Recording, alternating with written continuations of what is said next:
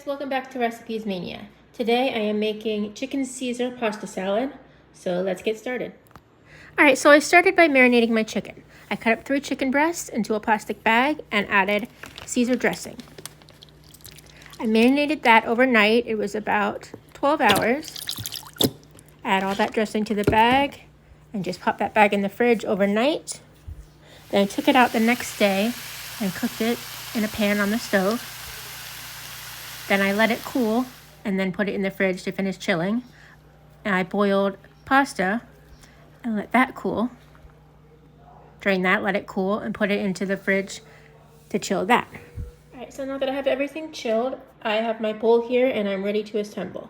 I'm going to start by adding my pasta into the bowl. Next, I'm going to be adding my chicken and mixed it together. Next, I have some Texas toast Caesar croutons. I'm going to add Ken's Steakhouse creamy Caesar dressing.